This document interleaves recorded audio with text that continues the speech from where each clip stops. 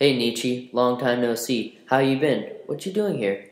Hey Plato, I've been teaching classes at the university, and I've been thinking about a question that one of my students asked. What was the question? What does a boy need to go through to become a man? Wow, that's a great question. Let me think about it for a few days, and I'll share my ideas with you.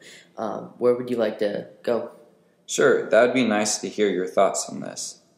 Hey Nietzsche, I've been thinking about your question very hard and figured out something that I think explains it quite well. Do you remember my paper, The Cave? Yeah, I remember the paper. Something about puppeteers and shadows. As I remember it, was a good piece, but I believe I really found what the answer is in this piece. The three metamorphoses. You know the one with the camels and lions? Yeah, and a dragon of some sorts. Nietzsche, what's your deal with animals anyways? What? They're good metamorphoses? Haha. Okay, well, I think that the boy is like my prisoner in the cave, and in order for him to become a true man, he must be dragged out to the light by his instructor, and then compelled to go back and try and free the rest of the boys. Interesting take on it, but I believe that is more than just seeing the light. I think it's more than metamorphosis that we must go through to become a true man. In the story that I brought, it talks about how the spirit transforms into different animals that portrays who we are. In that story, a true man is more than a child, than an instructor. A child, huh? A child, huh? But a child is naive like a prisoner. He believes that, or what he is told, and takes it for what it seems to be. A child would not see the light/truth. How is this a true man? The child is a true man because he is a self-rolling wheel. He causes everything in a sacred yes. He is a new beginning. The reason this is the ideal man is because this is the type of man who can choose anything he wants to be.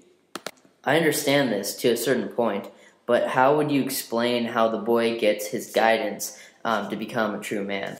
In my work, I tell of an instructor who drags you to see the truth. Surely this spirit in your story needs guidance. I talk about the spirit choosing his heroes. The spirit becomes a camel and asks his heroes, But what if he chooses the wrong hero? Won't he be led the wrong way? settle down, Plato. Yes, that is possible. That is why you must choose the right heroes. In your story, what is your teacher instructor?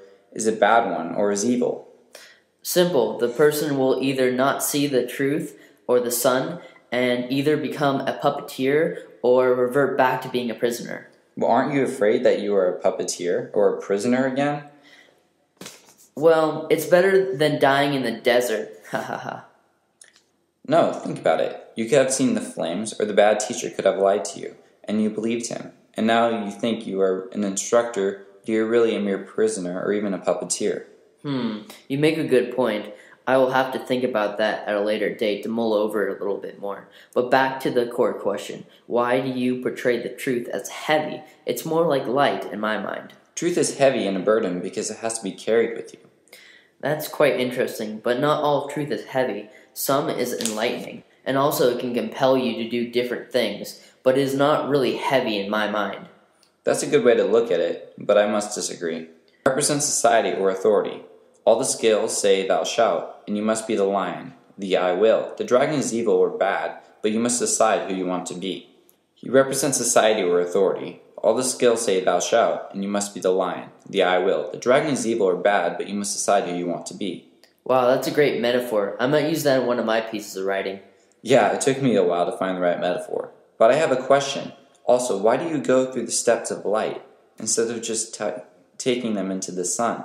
Well, it's like this. If you were in a cave all your life, like a prisoner, how would you bear to see the sun right away? You might be blinded. You must show them a little stronger light at a time until they get used to it. If you tell someone the full-on truth about something very important, then they couldn't or wouldn't understand it.